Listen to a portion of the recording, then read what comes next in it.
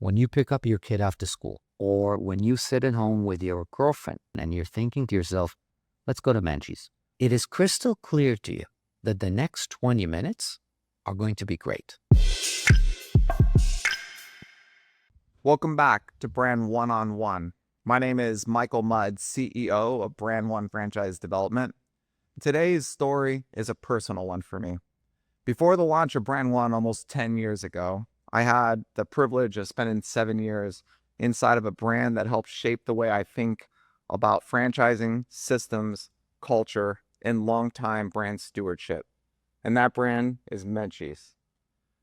When I first joined the company, Menchie's was just 7 locations in size. And I spent the next 7 years helping the brand build a national footprint. We took the brand coast to coast. We went into airports. We went into Universal Studios. We took the brand into 11 countries. And we really built something that was separated a little bit from yogurt, really with the powerful promise of we make you smile. Then I left, not because the story was broken, but I felt called to do something a little bit different and unique. And we built the brand BrandONE, which has now been almost a decade. And we built BrandONE on really responsible franchising. The belief that people, process must stay in balance. That in order for growth to occur, integrity needs to lead. Fast forward 9 years, Menchie's is still here. Menchie's is still loved. Menchie's is still relevant. After a brutal industry shakeout, after COVID, after watching countless competitors disappear, Menchie's remains the dominant brand in the frozen yogurt category. And today we've reunited, not to relive the past, but to really relight the next chapter. This episode is not about hype. It's about how a brand endured for more than 20 years.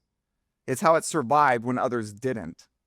And why right now may be the most compelling time in the history of the brand to really see this next phase of growth. I'm honored to welcome my dear friend, the CEO of Menchie's Frozen Yogurt, Amit Kleinberger. Hi, Michael. Hello, Amit. Thank you for joining us today.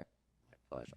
Amit, what I'd like to do maybe to get us going is start a little bit about just you and your background and what led you into Menchie's. So the best way to describe would be I've always been a curious and adventurous person who believed in people and believed in a better world. And as I started my business career as an entrepreneur in various businesses, I've always leaned towards things that make people happy, things that make people feel connected. And when my partners and I started Menchie's, it was really from day one about bringing people together, connecting people. Those moments, those smiles, those things that are simple. And I think in a world that is very complicated and the intricacies of every day and the challenges all humans go through, we all strive for those little happy moments. And whether if it's spending them with your family, with your kids, with your friends, with your husband, wife, fiance, boyfriend, girlfriend, uncle, aunt, grandmother, we from day one focused on being a place that people feel connected. People can come together and enjoy those special moments. They don't have to be hours long. A visit at Menchie's can be 20 minutes. Mm-hmm. But it's something that when you walk through the door, you know this will be a good experience. This will be a happy moment. You're there to celebrate.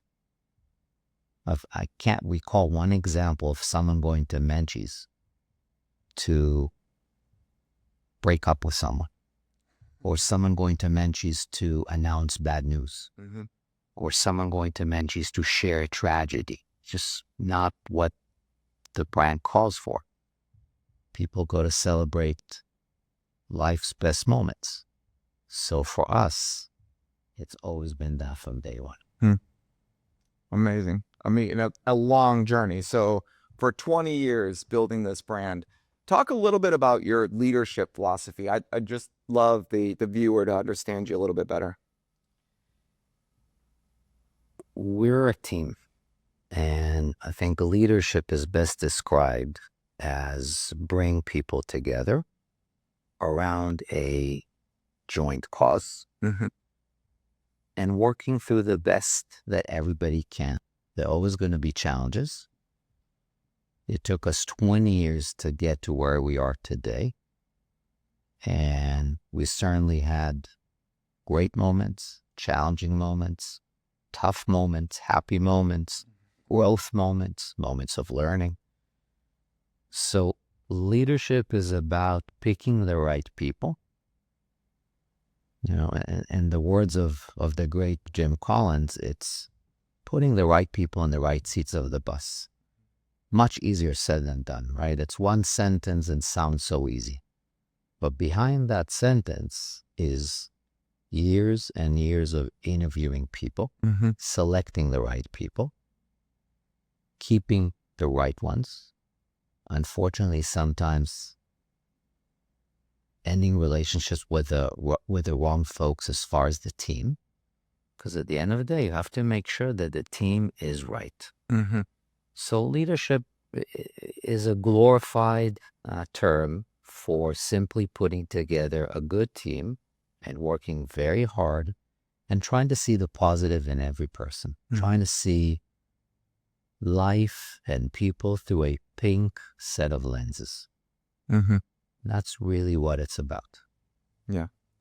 All right. So by working with you for as long as I have, there was always something you said about the characteristics of the ideal franchisee. And it was unique. I've never seen anyone say this before. You would say kindness is the most important thing in a franchise owner. So talk a little bit about that. When you look at people, whether it's franchisees or whether it's people that are coming in with Menchie's global headquarters, who is the ideal person that you're looking for within the brand? One of the things that always made us who we are and separated us from the pack is attracting kindness. And like, it's the secret. Like attracts like. And everyone in our team or our franchisees or service providers must be someone that first and foremost believes in people, believes in the greater good. It doesn't mean you're perfect. I'm not perfect. I don't think there's such a concept of perfection. But at the end of the day, every interaction I have and every interaction a team member has, whether if it's in our headquarters or in our stores, and every interaction a franchisee has, anywhere around the country and the world for that matter, must first stem from wanting to do good, wanting to do the right thing, wanting to believe in people, wanting to believe in humanity. And it's not easy. Business is not an easy thing.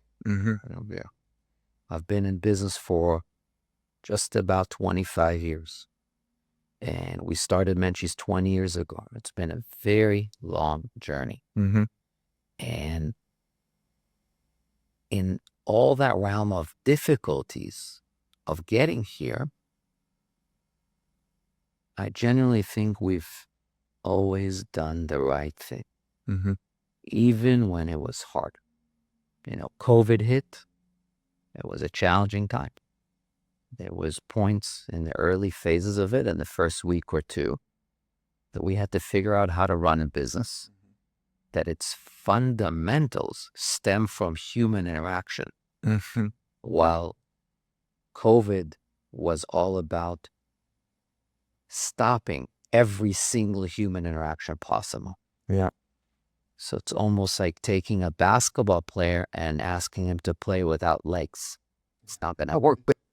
So there are challenges. But with the right people and the right team and a mindset, you work through them. Well, I have a lot to talk to you about COVID. We'll get into that a little later too, Amit. I just love to hear a little bit about your thoughts on really brand stewardship of an iconic brand versus maybe ownership at the franchisee level. How do you think about that? What is it like to steward a brand that's iconically growing like Menchie's?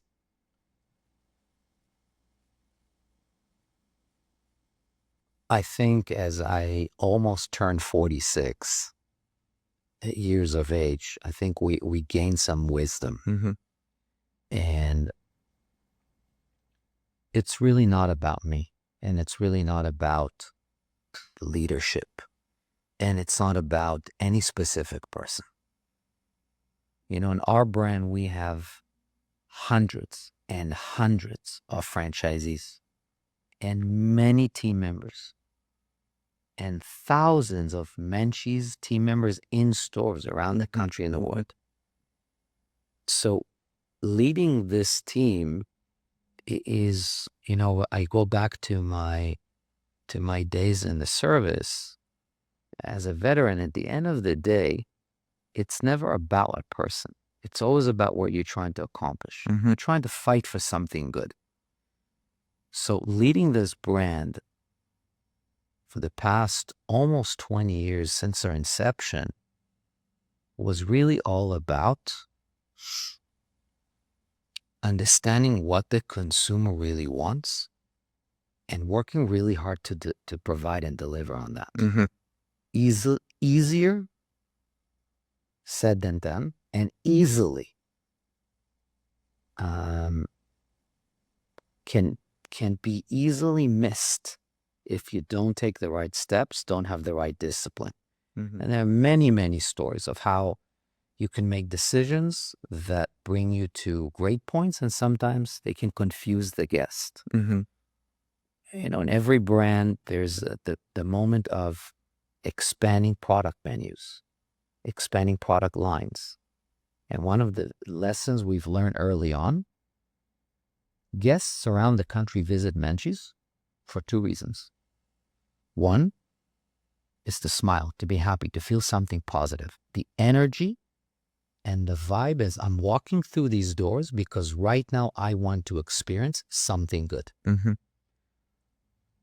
When your tire blows up in the middle of the freeway and you need to go and change a tire, it is crystal clear to you, and you're fine with it, that the experience right now of changing a tire and selecting a new tire and paying $500 for a new tire is probably not going to be a pleasant moment. And that's okay.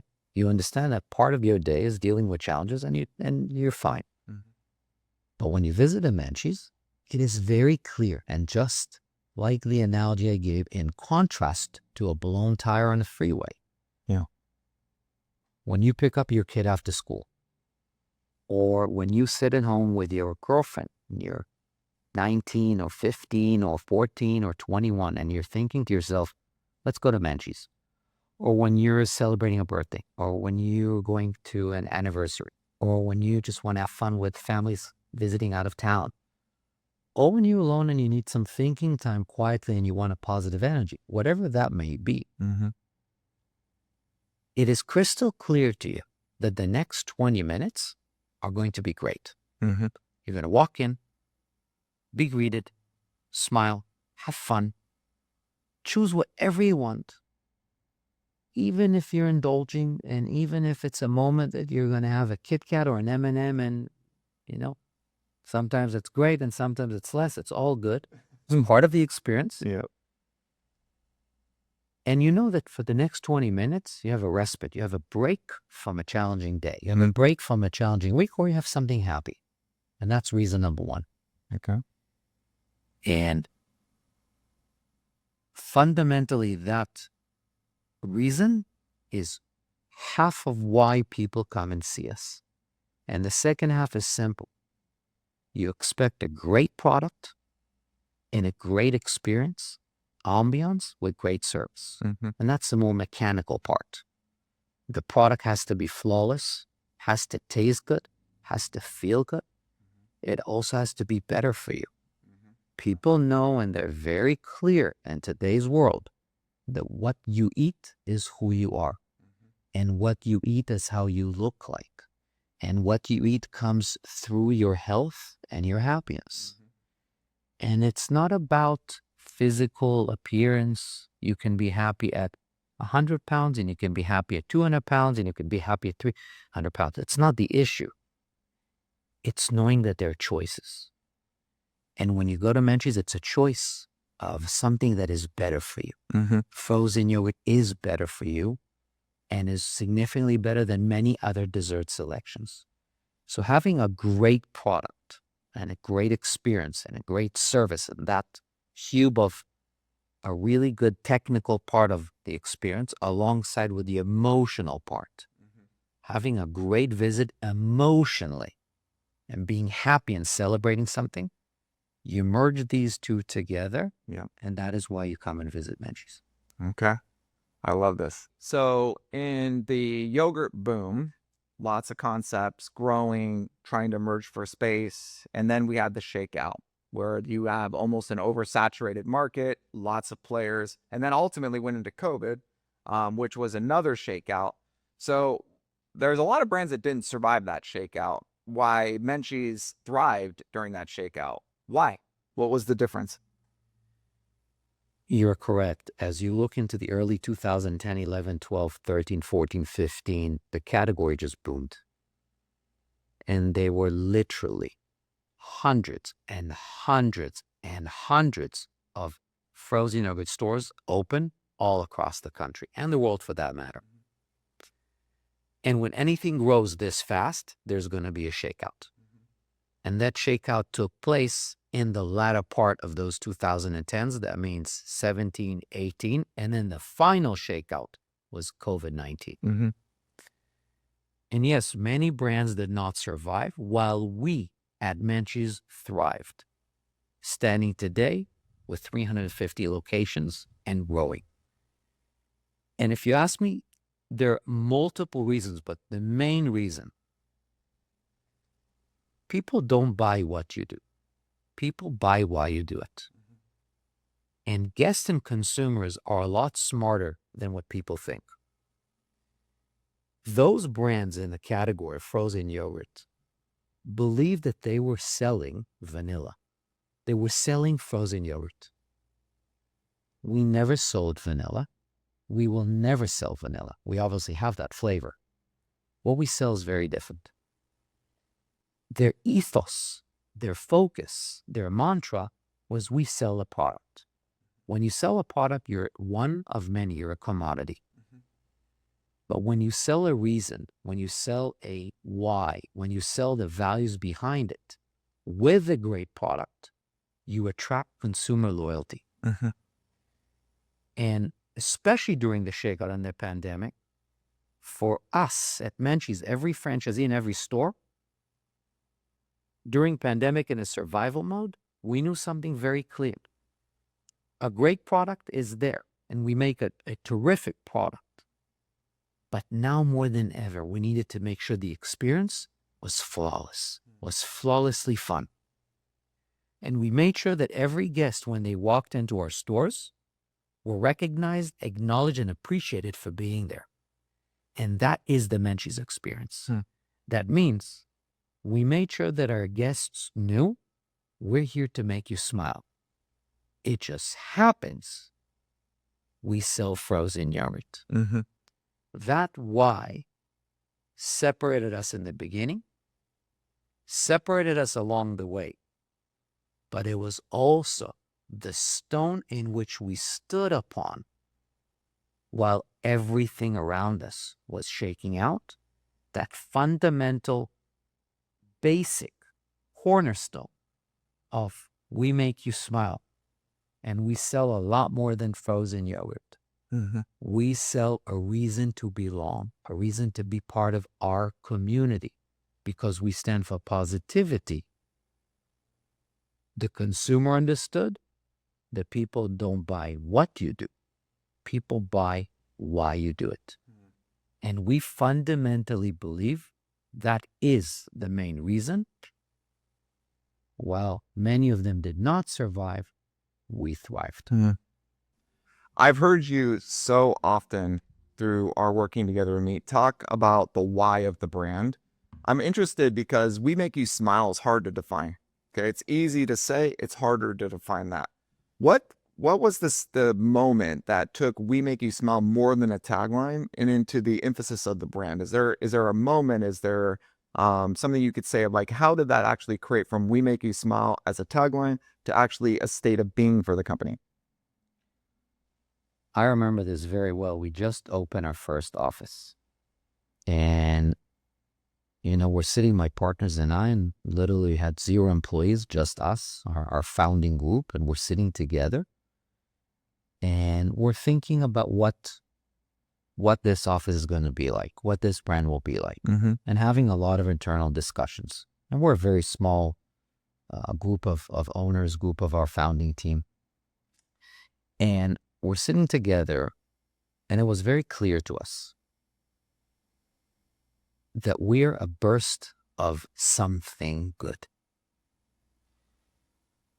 And I remember this, it was just in the beginning of the downturn economy. And the mood in the country was not good. Banks were failing. Everybody remembers the crash of 2008. Yeah. And interesting enough, we blossomed and we grew in one of the hardest times of the economy. Yeah. And I think, Michael, you asked, what's that moment?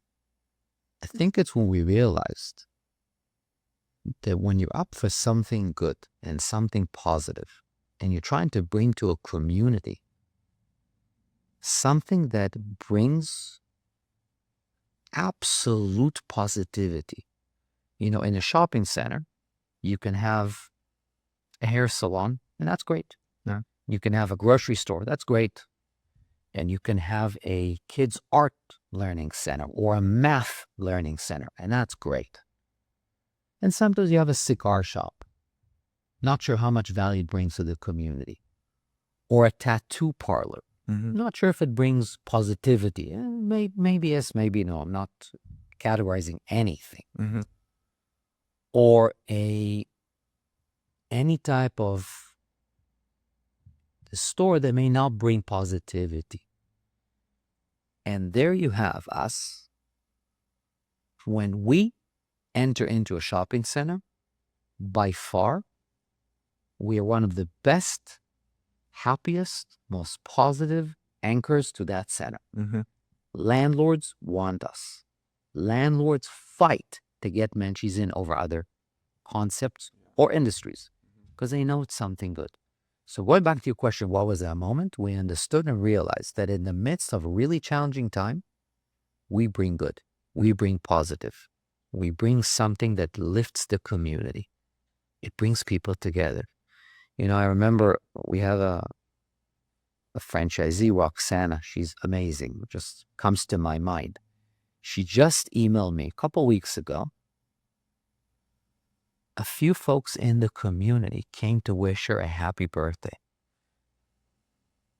I don't see, even in a McDonald's, even in other concepts, I don't really see someone coming in to celebrate a birthday with a franchisee. Yeah.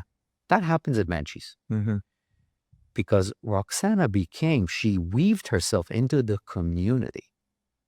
And we have so many franchisees like Roxana and Lisa and Kathy and so many names that all these folks have weaved themselves and bonded with the community. The community wants you to be successful. The community wants to see the store thrive. Yeah.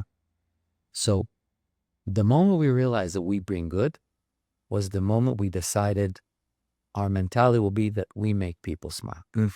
And we put in our cups and on our spoons and on every place we could. And sometimes people ask, it's a great question you ask, what was that moment? I think when we printed, "We Make You Smile" on our cups, we sell millions and millions. And taking these 20 years, dozens and dozens of millions of cups have sold under our leadership as a brand. And the best advertisement, the best billboard is when someone holds a Menchie's cup and they're, for lack of a better word, forced for 20 minutes to engage with this cup, and all they see in front of them, "We make you smile. We make you smile. We make you smile. How do we know it works? I cannot tell you how many emails we sometimes received to our info box, even describing an experience that needs improvement. Dear Menchies, I went to X and Y store and I wasn't smiling. How do they know to expect that? Mm-hmm. Yeah. Because we made it very clear. We make you smile. Yeah. I love that. So Amit, I'm going to talk about a couple things today, and these are things I just think our audience probably has some questions on.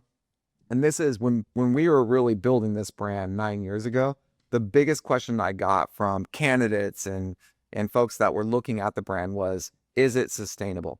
And now looking back 20 years, that's an obvious question. And it's been battle tested. There's two really proven, battle tests that the brand had gone through. One is the yogurt boom. So I want to talk about that, I guess, for a moment. And just we grew alongside of a lot of other mom pops. There was a lot of independents. There was a lot of unsophisticated, unorganized players that didn't have the same sophistication on the back end of their brands. And I want to talk a little bit about that shakeout. How did Menchie's remain the dominant player in the shakeout and still have a presence of 300 locations in the market today? Can we talk just quickly about that? Absolutely. 20 years into the brand, we're almost at 350 stores around the country and the world, and continuing to grow. Mm-hmm. We're the largest self-serve frozen yogurt franchise in the world, and continues to hold that position for now more than 15 years. Yeah. And I think it's very clear that products and people evolve. Yeah. You look at brands around the country and the world, and I was just reading an interesting article about Netflix and Blockbuster. And obviously today there's one Blockbuster open up in the state of Oregon. And that is a tourist destination to go and look what used to be a videotape store. Yeah. And longevity all stems from understanding your product, your audience, and who consumes it and what are the reasons they consume it. Mm-hmm. We don't sell technology. We don't sell a product that has any connection to an era or a time. It's food. Yeah. People consume food from the biblical times and will likely consume it for eternity. Yeah. That's not going to change. And that's a very good point for franchisees to understand. There are certain things that AI, technology, innovation, science, bioscience, anything in the world that has to do with advancement or tech will never eliminate. Mm-hmm. People will always need the necessities and the basics of life. Mm-hmm. We're going to need human interaction because we thrive on it. Yeah. Science has shown that the only thing that gives us oxytocin, which is the chemical that bonds, and we all have that chemical produced, is human engagement. We all know that a man is not best placed alone. Yeah. Needs people around him, family, friends, people, anything around. So humans are not changing.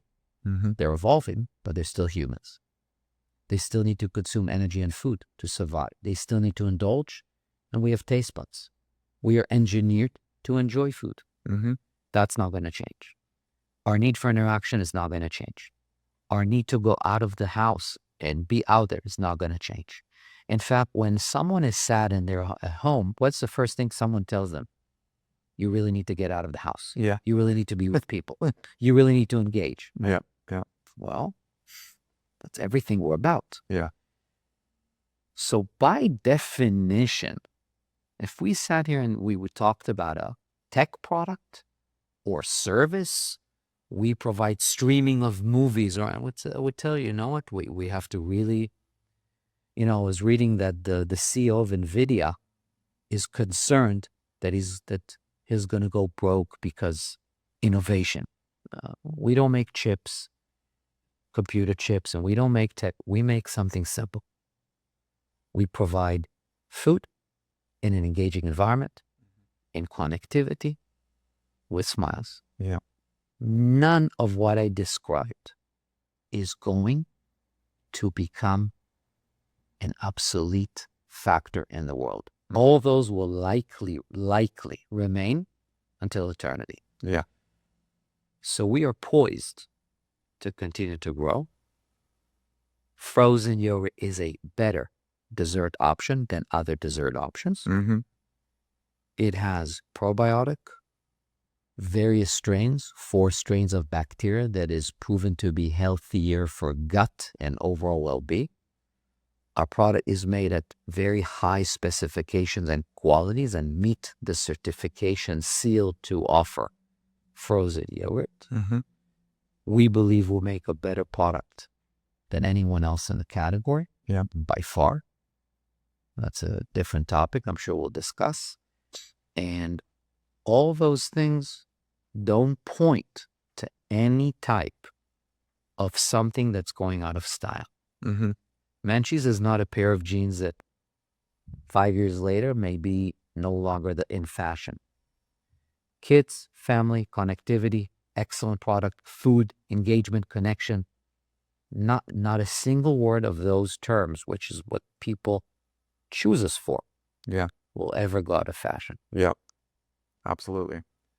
So this is a question that I think people are going to ask. And it's interesting because after the yogurt boom, there's been the market has stabilized. It's now, I would say, a matured category. And in that, Menchie stood the test of time, and it has a very, very strong presence where others didn't.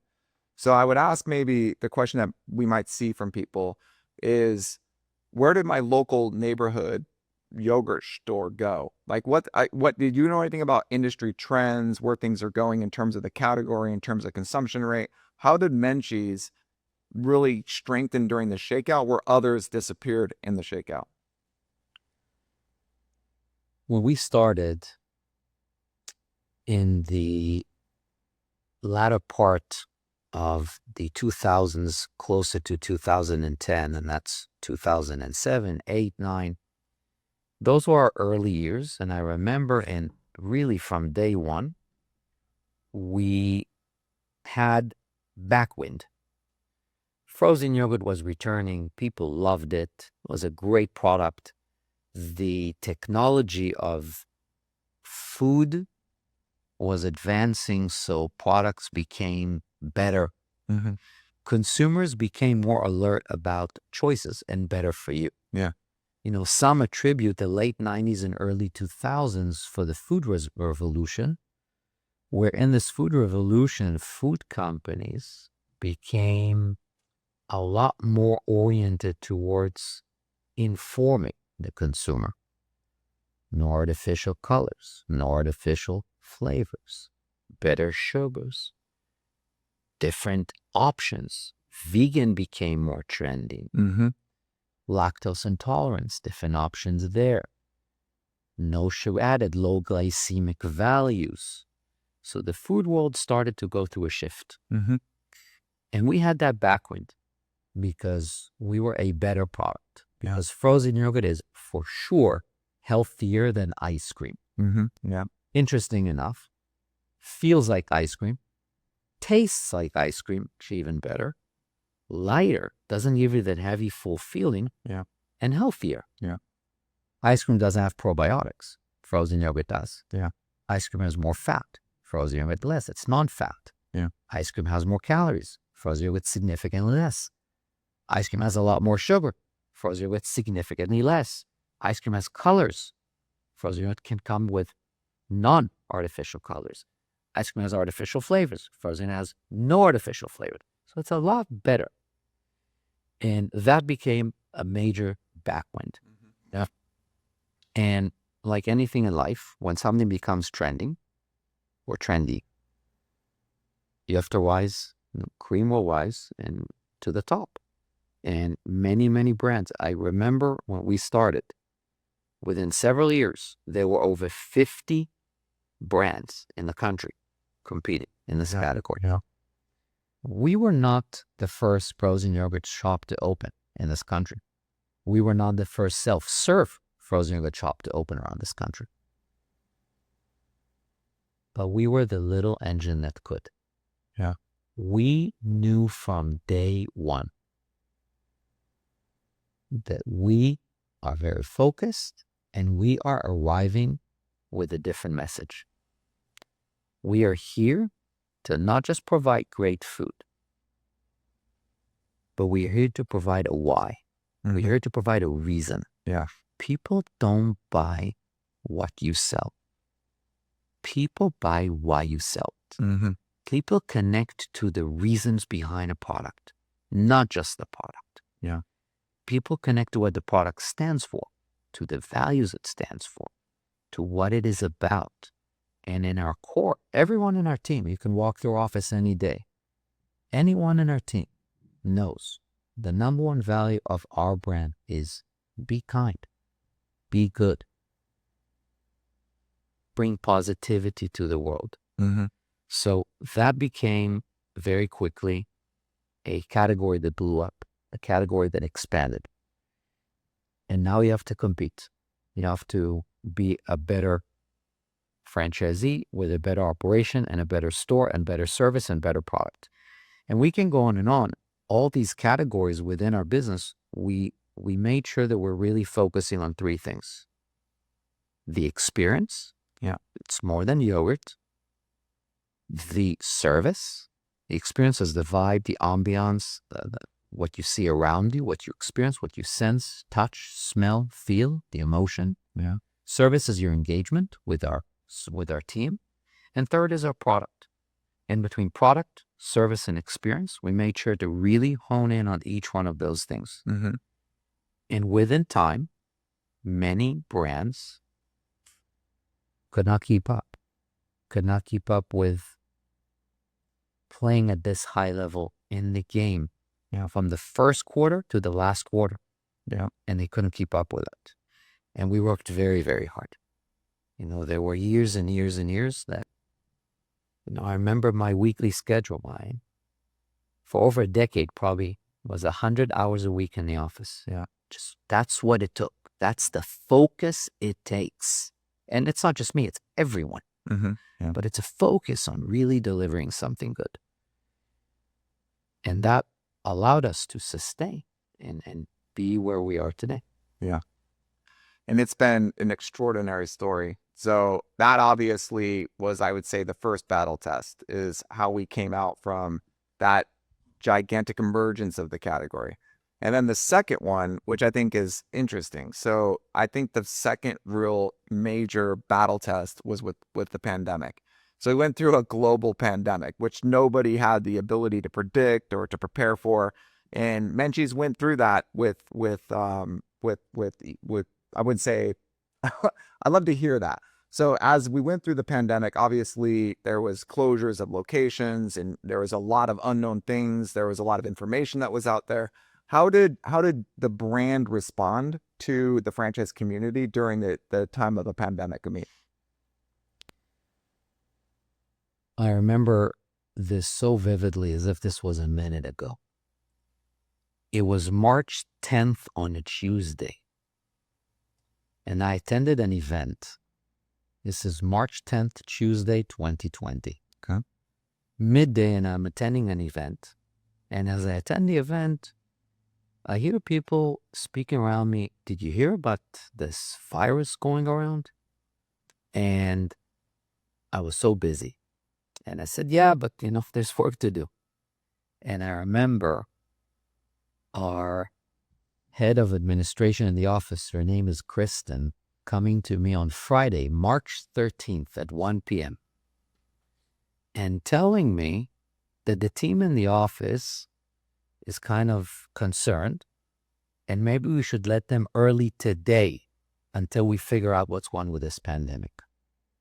This was Friday at 1 p.m., March 13th, 2022. And I remember telling Kristen, yeah, and we'll let them know what time on Monday we resume. Obviously, it was years later that we resumed. Yeah. Years, plural. People work remote, and our headquarters was remote for a long time. Now everybody's back, of course, for a long time, but it was an interesting time. And we understood two things from once this pandemic revealed itself. We understood two factors. One, things will change. And we need to understand what that will entail. Mm-hmm. And the second thing we understood, which I think is one of the most important things that we did, we realized that our franchisees need right now space. Each person needs space to just figure out how to navigate. So we paused and not launched campaigns and promotions and pushed more material, but paused and literally stepped back and kind of paused and allowed things to kind of show where they are. That was very important because that allowed the franchise time to figure things out. Yeah.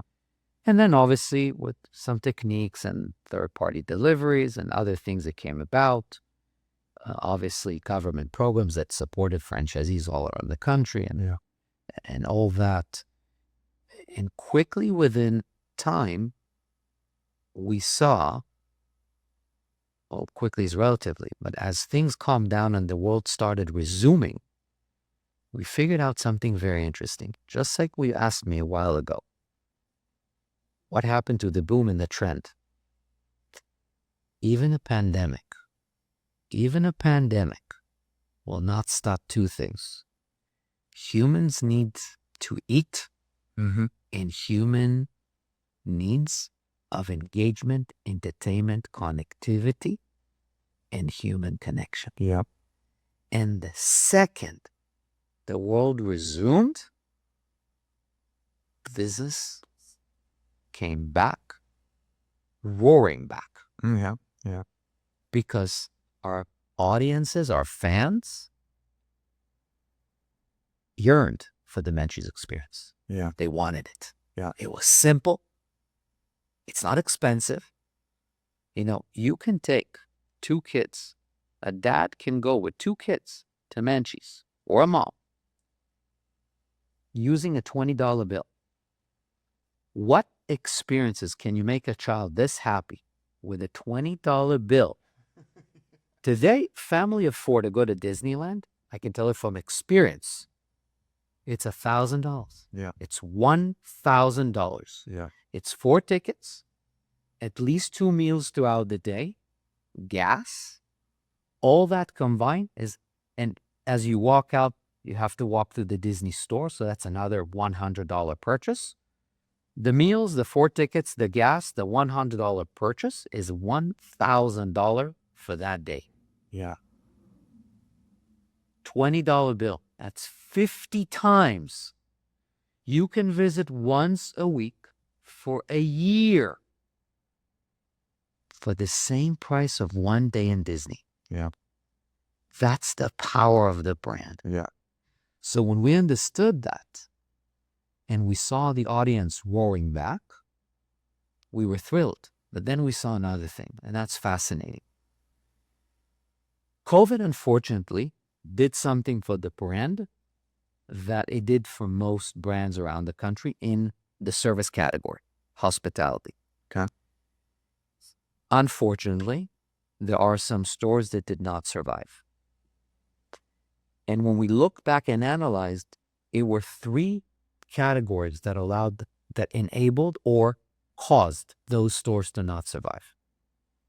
1, not the best real estate sites. And that's a different conversation.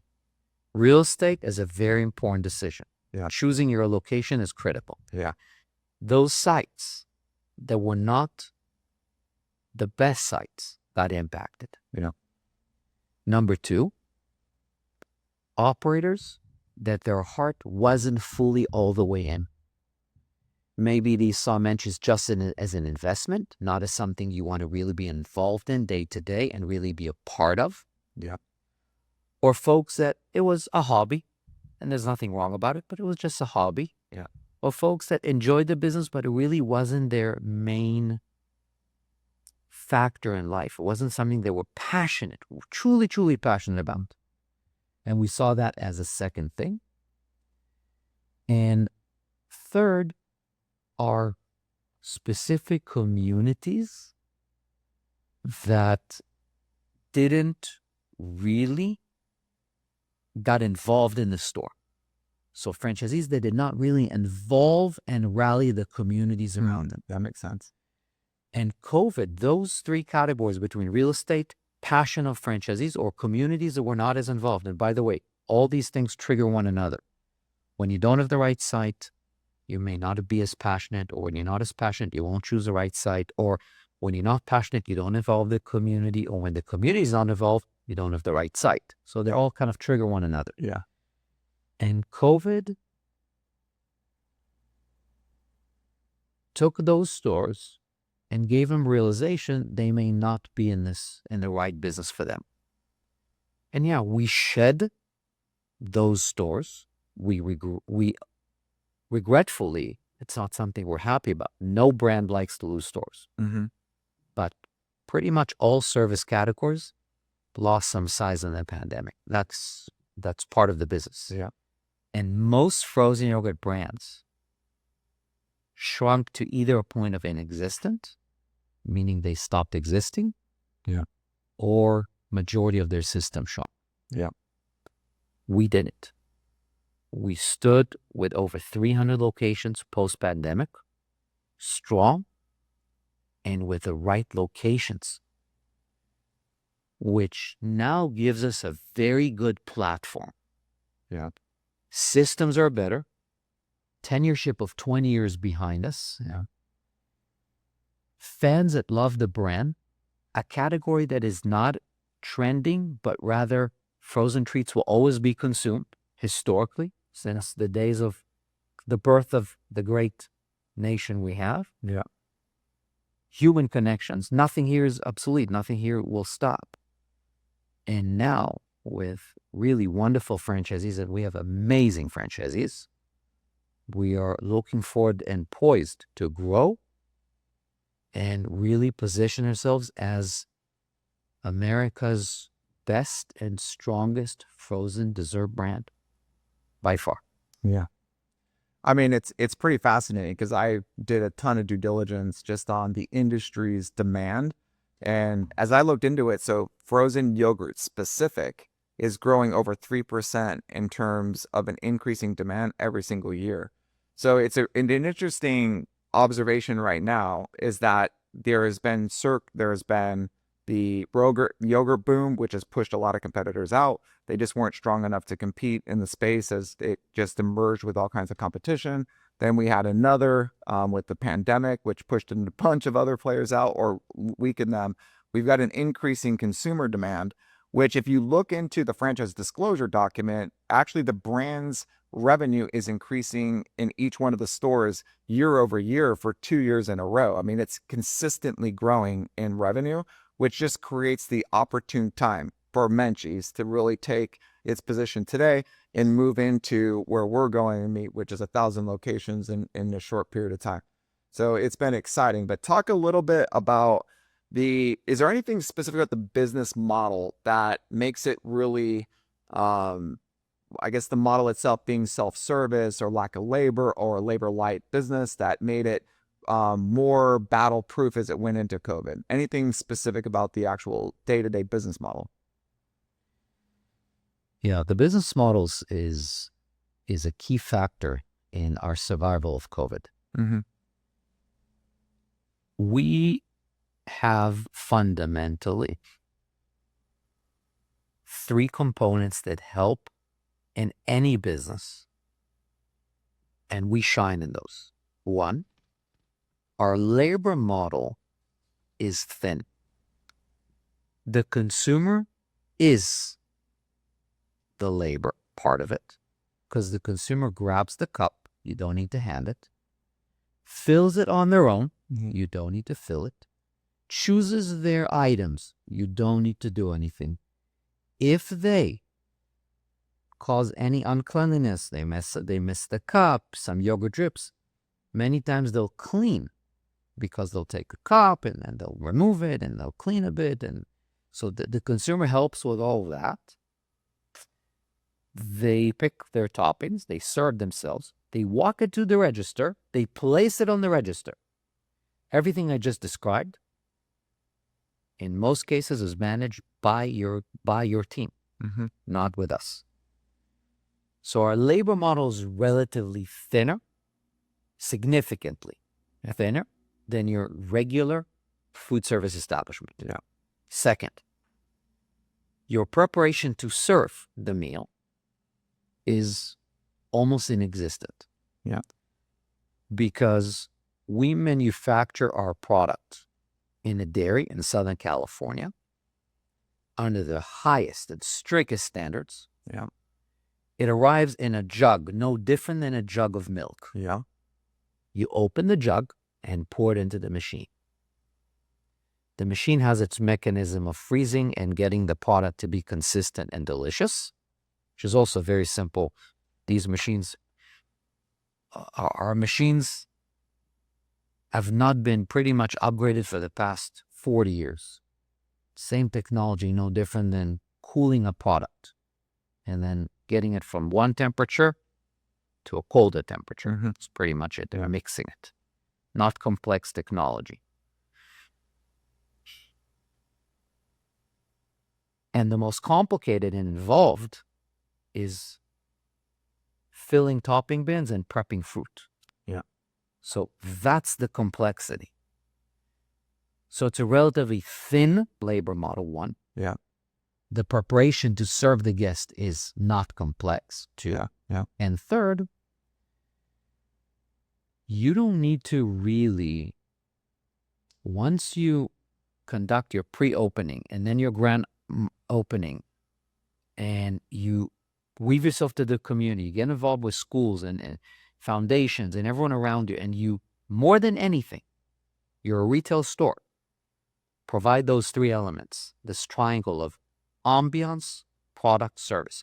If you hit those right consistently, word of mouth and consumer loyalty, what we call guest loyalty. In our stores, you're a guest, not a consumer.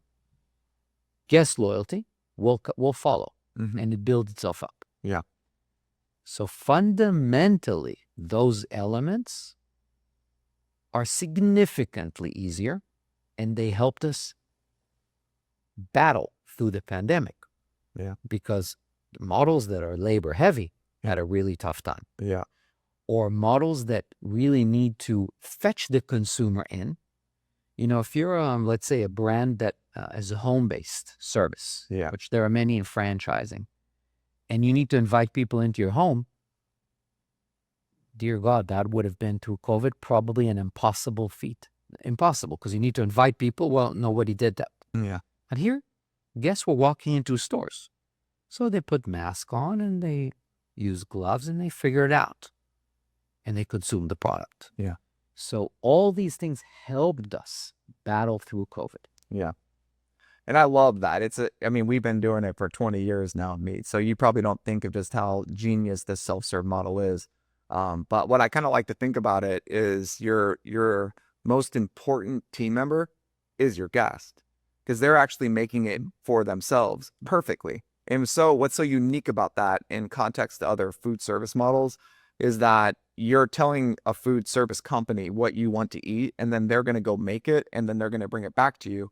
And you may not like what they made. It might not be too much ketchup, too little mustard.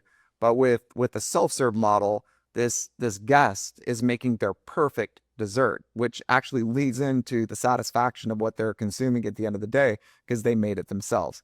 So that's a beautiful thing. And then also when you think about a busload of kids coming after a soccer game comes into your store, you really can handle that influx of traffic with just really 2 team members within the store, because the guest is doing everything that would usually be in the back of the house for most food service brands.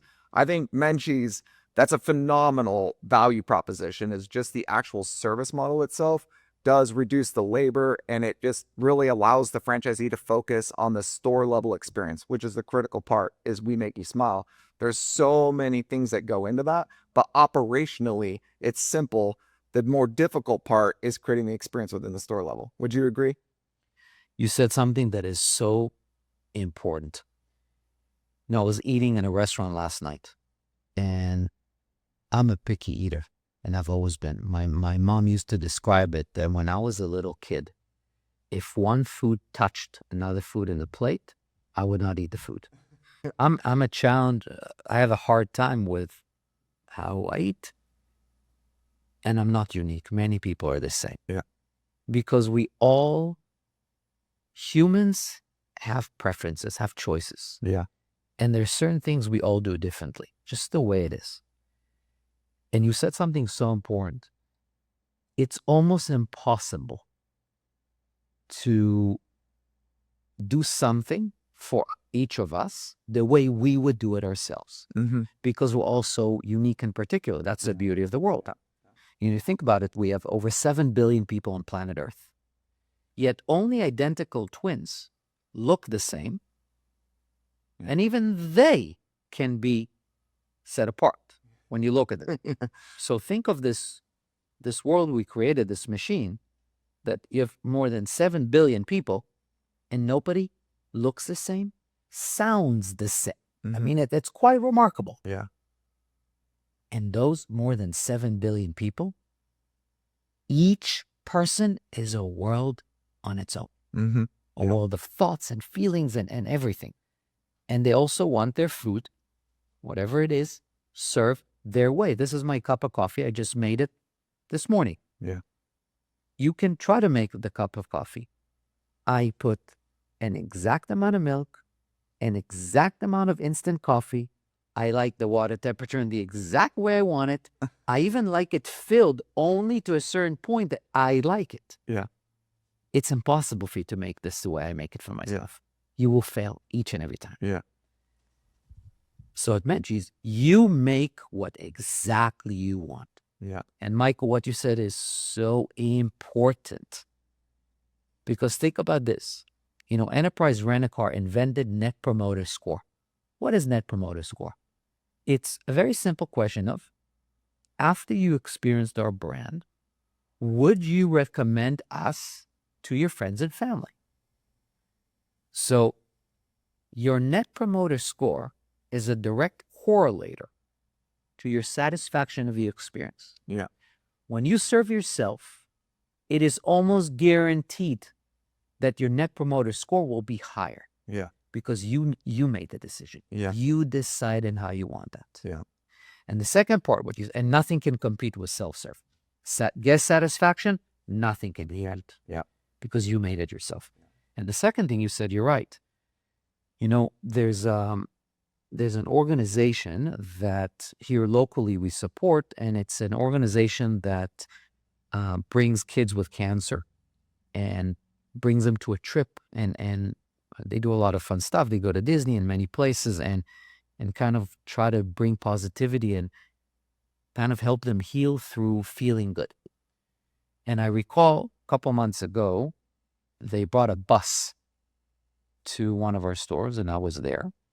And I remember, you're correct, 2 team members and a bus with over 40 kids were served perfectly within minutes. Yeah. Because they serve themselves. Yeah. It's amazing. Also, so the largest consumers of frozen treats are children and adults with children. Okay? This is interesting too. So in the self-serve model, when a child comes into Menchie's and they get their own cup, they can actually make the dessert themselves. A lot of parents don't give them a lot of guidance when they make these desserts. And this allows the child to have autonomy. And what's interesting when you think about a child, they don't get a lot of autonomy where they can just go and make their own perfect dessert. I think that is a really special feeling that those kids are having when they're engaging with Menchie's and the brand and the colors. Now they get the autonomy of creating their own perfect dessert. I think it's pretty rare, and it really does create this emotional engagement. Now this translates to a couple things going on with the brand. So sales are growing at I was fascinated on how much sales are growing within the brand right now. And I think it's attributable to two things to me. So one, you have an industry that has stabilized. There's less competition in the industry. We have great positions in terms of real estate, but we're also finding that the consumer itself is now second generation. So there are a lot of guests that came into Menchie's 15 years ago as children that have engaged, and they never went to the older ice cream brands like a Baskin or other brands that are out there. They actually were engaged with Menchie's 15 years ago. Now those children are having children of their own, and we're starting to see the emergence, the first time in the history of the brand, as second generation guests coming in, which I think is fascinating. So there's multiple facets. I think you've got a category that's stabilized. I think you have less competition in the space. You have now guests coming in second generation. The marketplace demand is increasing within frozen yogurt, and we're just sitting in this perfect position. So I'm actually excited to start seeing this next chapter written. I'm just can't even tell you how excited. When we look forward, so we've seen our ideal candidate profile change in the brand from where we started to where we are today. Maybe take a second to meet and just talk a little about who is our ideal candidate profile today. Has it evolved? Has it changed? What are your thoughts on the perfect Menchie's franchisee? Well put. You just spoke about sales. 2023, post-pandemic, still within, some say within the pandemic, was a great year for us. 2024 was even better. And 2025 has been our record year since inception. So you're seeing growth, but you also see many locations that are beginning to really, when you look at a marathon starts as a chunk of people, a group. And within that, most marathons then have three type of groups later. You have the big bulk of runners all running together. Yeah. You have a second group of maybe 10, 12 people ahead. And you have those 2, 3 running in the front. Yeah. And you start to see those groups break apart. And it's interesting. Within our brand, we have our majority, and then we're starting to see stores really breaking apart and thriving and leading the pack in sales. And that's not 1, 2, 3, 4, 5, 6. It's a good amount of stores. It's very nice to see that. And within a system, you always have a range. You have stores that are on the bottom. Yeah. Stores that are between the bottom to the center. Stores that are at the center to the top, and top. You have your 5, we call the 5 categories. And every brand has all 5. Yeah. And any brand that will say we only have great stores is incorrect. And any brand that says we only have weak stores is incorrect. It's always going to be an average. Yeah. The Gauss belt is always going to be the law of averages. And as we look into our brand today, we are seeing a real growth that's occurring. And this growth is, again, attributed to the various factors we spoke about. And the focus today of the brand is to really get the stores that are averaging to also break apart and start leading in sales and growing in sales and thriving in sales. And for that, it takes, to your question, a pool of franchisees that understand what it takes, that understand what they need to do. And here's what changed. In our early days, we had 3 types of franchisees. We had what we call owner-operators, folks that come in and they're involved in the day-to-day. They manage the store. They are the store manager. And obviously, they have a team underneath them that they hire, and etc., with team members and shift leaders, but they are the store manager, and it's an owner-user, and they're heavily involved. That's group 1. Okay. The second group was investor-type operators that see Menchie's more as an investment and less as a day-to-day involvement. And they want to hire a manager and only visit the store once a week or once every 2 weeks or once a month. and get reports and own the business, but not be part of the business. Okay.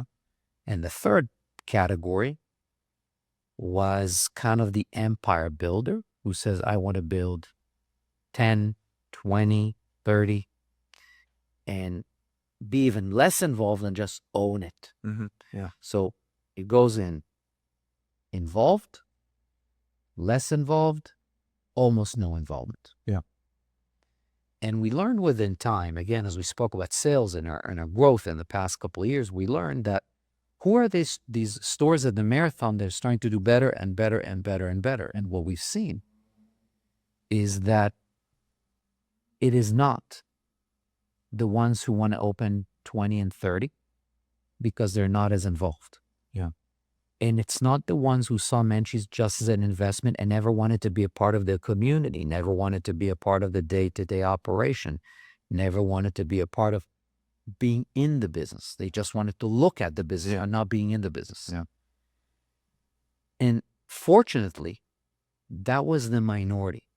So if you look at all of our pool of franchisees, the largest group are the owner-operator, the ones who love the store, love the community, want to be a part of the community, take pride in owning a business within the community, take pride in owning a Menchie's, which in and of itself, by the way, is probably one of the biggest reasons people choose us over another franchise, because owning a Menchie's is fun. It's cool. It's good. It's positive. Yeah. Owning a tire repair shop, you probably have a better time telling when you have a career day in school and dads come and talk about what they do. You'll be much more popular in school when you own a Menchie's rather when you own a tire shop. Yeah. So most of our groups, probably well over 3/4, were owner operators. And then the rest quarter, or less than that, divided between kind of the investor, the absentee, and then the very heavy multi-empire builder absentee completely. Yeah. And we've learned that absentee owners, what happens within time is the community does not embrace them nearly as much. Okay. Because they're not there. They're not present. Nobody knows your name, right? Everybody knows what's the bar that you walk in and everybody knows your name. Cheers, right? Yeah. Everybody knows Norm, right? So this concept of Norm, when you walk into Menchie's, it doesn't need to be every day and all day. Some of our owner operators are in the store 3 hours a day. Some are in the store 5 hours a day. Some are 2 hours a day. Some are 8 hours a day. That's fine. That is an owner operator. Whether you're in the store an hour a day or 7 hours a day is an owner operator. Yeah. Because you handle hiring and firing and labor cost and food cost and orderings and guest relations and fundraisers and issues that arise. Yeah. And you can handle them. And you can be there whether physically or 20 minutes away. Mm-hmm. So owner-operator, you are the manager. You manage your business. Obviously, you have team members. You do not need to be the one that cleans and handles things. That's not what you do. Yeah. You manage a store, but you're an owner-operator. Okay. And those are the ones we've seen along the way. In the marathon, they're leading and breaking apart from the competition and even within our brand. Mm-hmm. Yeah. And those are the ones we want. That's what makes Menchie's strong. And the ones who simply see it, I don't want to be involved. I don't want to come to the store. I want to only be there once a month or once a week. And I don't want to be a part of the community, are probably not the right fit. Yeah. And interesting enough, research has shown that most franchisees want to be involved, want to be in control of their business, want to be a part of the community. In fact, one of the main reasons is America was founded on this term of small business owner. Yeah. The entrepreneur. Yeah. The person who decides to control their destination. The person who decides to own their business. I've been a business owner my entire adulthood. Mhm. My entire adult life, I've owned businesses. So in my world, I've never been an employee since I was a teenager. As I grew up and became an adult, I was an entrepreneur, a business owner, self-employed. Yeah. Those are people who want to create their destination, their path. They want to set their way of things. Mhm. They want to do it for themselves. So the owner-operator, which was from day one, the majority of our franchisees, Yeah. has proven itself to be the better way to own a small business. Yeah. That, by the way, Michael, correlates to statistics and industry data, not just in food. Businesses need leadership. They need ownership involved. Yeah. They need people that care about the business and are there Mhm. to hire, to fire, to manage inventory, manage the upper level of the business. Yeah. And that what makes a great Menchie's franchisee. Wonderful. Great description of that, Amit. Is there anything that's changed or evolved on the real estate strategy with Menchie's? Is there anything you could talk about on site criteria or anything specific about the real estate strategy or plan with the brand? Yes. There's fundamentals that have been the same since day one. What makes a great Menchie site is three things. One, visibility. Two, proximity. And three, economics. And it's really simple and straightforward. On the side of visibility, you have to be in what we call main on main, not the mall and not the place that you go only once a month to shop. Rather, main on main means in the same pathways of your day-to-day behavior and consumption and just day-to-day living.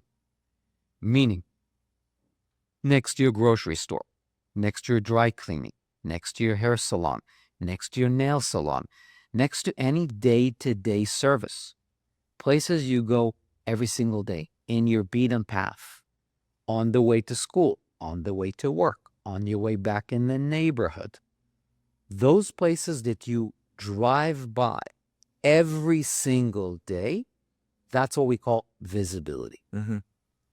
A proximity is be close to the right places, close to neighborhoods, close to schools, close to major hub areas where people congregate or go to or come from. In other words, be close. If you're a destination and you're too far from anything, it's not going to be the right location. Many folks think that a mall is the right place. If you think about it, when's the last time, Michael, you went to the mall? It's been a while. All my holiday shopping done online. Yes. Even before online, even before the days of online, Mhm. when did you go to the mall? Once a while. Yeah. Once in a while, because you go to a mall as a destination. You need to buy a tie or you need to buy a gift. You need something very specific. Yeah. Yeah. Proximity is about you being close to everything because Menchie's has two types of visits. There's a emotional visit. Yeah. And there's a targeted visit. Yeah. They're very different. Yeah. The targeted visit is you declare, I will take you kids to Menchie's on Saturday afternoon, and you declare and you decide in advance. That's one type of visit. And then there's the immediate impulse, the emotional one. A mom picks her kids after school, and the son or the daughter will say, Mom, can we go to Menchie's? Sure, we'll stop after we drop off Johnny at karate or after we drop Kimberly in her different curriculum activity. So we'll go on the way from or back. That's the impulse. Or they drive by, see the sign, goes back to visibility. Yeah. Mom, can we stop at Menchie's? You know what, kids? We have 5 minutes. Only if we do it quick, yeah, we'll stop. That's the emotional visit. Mm-hmm. So we said visibility and we said proximity. Third is economics. Our retail box is no more or less than anywhere between 1,000 to 1,500 square feet. We can operate perfectly at 1,000 square feet, even 950 square feet, even 900 square feet, and we can operate perfectly in 15 or 1,600 square feet. Yeah. With an average of maybe 12, 11, 1,300 square feet, you do not need more. This is in retail called a relatively small retail footprint. Mm-hmm. It's on the smaller side. Yeah. And the economics follow. Your rent needs to be according to that. So your economics need to be the right footprint. So your rent is not more than it should be. Proximity to your beaten path every day, and visibility. People need to see you and know you're there all the time. When they look at the sign, they have to see this day in, day out. Mm-hmm. Okay. I love this. All right. So I'll tell you, people have asked me personally what I think about coming back together with Menchie's. So I just want to, I guess, address this on the podcast. It's my reputation was built with you. I owe so much gratitude to what you've done for me personally, just in my career advancement of me. And when I started with Menchie's, I had nothing to lose. If you remember, it was just up from there. And it was a blessing to be connected with the brand. And what I've learned over time, so after going in and helping BrandONE grow where it was, I've really understood the value of trust, like, and respect in working with people that you trust and that you like them and that you respect them as individuals. And there's been so many times that I remember thinking back when we were together for 7 years building Menchie's with the big yogurt boom, and the integrity of a person. Like, I don't think I've ever met somebody in my life with the integrity of Amit Kleinberger. And I remember there was every discovery day, I think the question came up is, what's your big picture of me? What are you going to do? And every time you're like, I'm never selling the brand. The brand's not for sale. The brand is something that's a legacy, and I'm going to build it for generations to come. And I also found out that we can make money doing a lot of things, and I only want to make money doing something that's going to make the world a better place. So as we come back together, I'm probably have a lot more anxiety today. It's more about when you get ready to jump on the track and field, and you're getting ready in your starting blocks, and you start to feel those butterflies. That's what I feel now, because I think what we're ready to accomplish is big. I think what we're going to go and do over the next dozen years together is big. And I can't tell you how excited I am. I'm also blown away just on how little it's changed. I come back, and the only thing that's changed is I think I've lost some more hair and you've got a little more gray. But in terms of the team and the infrastructure and all of your leadership team hasn't changed. You still operate on Ventura Boulevard. Nothing has fundamentally changed on the brand in 20 years. And you've been the most integritous person I think I've ever come in contact with. Nothing but trust, like, and respect for what you've accomplished, and the go forward plan. Can't tell you how excited I am. I am very excited about this. I'll just say briefly, I've seen you, Michael, from your early days in franchising.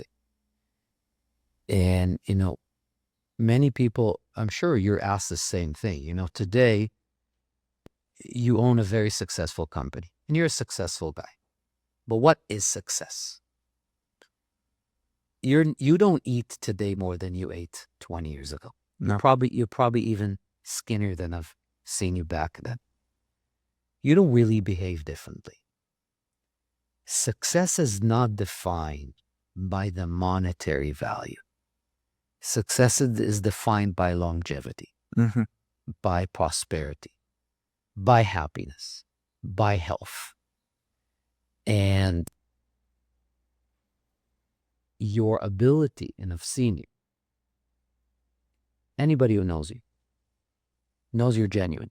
It's that simple. There's not more or less to it. You're just genuine. So it's not a surprise that BrandONE and you have become probably, from what I've seen, the authority of franchise development expertise in the United States. And that is attributed to your hard work. So nothing came easy to you. You worked very hard, and you deserve all of that. And the same goes to all of us at Menchie's.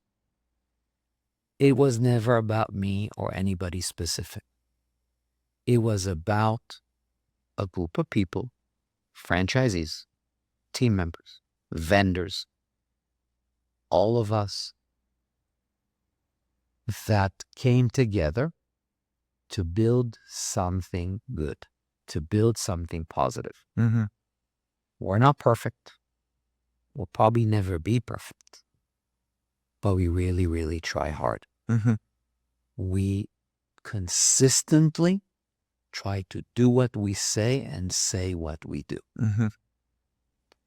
And it's not easy in business. Any business owner who will say that everything they did succeeded is likely wrong. Mm-hmm. And failure, success, they go side. I've never seen a battery without a plus and without a minus. The only way to turn on a product using a battery to give it energy is the plus and the minus. Yeah. I have those, you have those, we all do. But I've seen you and I've seen what you've done. And I know what we've done back at the time and what we're doing today. And I'm sure that we'll create great results. But again, it's not also about how big we will grow. Menchie's and BrandONE are partnering together to simply do one thing. Make the world a better place through making people smile and allowing the right franchisees to find a business. People can make money doing many things. Yeah. But you can make money while making people smile and while making the world a better place and while being a part of a community and while being something for your family that they can be a part of. And by inspiring those around you. And that's what you and I are focused on. Yeah. Everything else will follow. Yeah. I can't even express to you how excited I am for the next chapter of me. So 20 years is what it took to get to where we are today, and 20 years more is where we're going with this brand. And I'll tell you, just by closing it, I know that the story is still being written here. And I can't tell you how excited I am for the journey ahead here. Thank you for joining us on BrandONE-On-ONE. It's an honor to have you here in the podcast to meet. And for those of you who have been smiling with the brand, again, the next chapter is being written as we speak. The thank you goes to you, your family, I know your wife and your daughter, to your team at BrandONE, who I think each one is excellent, to all your service providers, and to every franchise expert around the country, every franchise consultant, coach, broker, and developer at heart. Each and every one of those who day in and day out try to bring the right franchisee to the right brand and give people the dream of entrepreneurship and the dream of business ownership done right. So the thank yous to them, the thank yous to you, the thank yous to our team and our franchisees and everyone that's a part of your and our life as a whole. Wonderful. Welcome to Menchie's.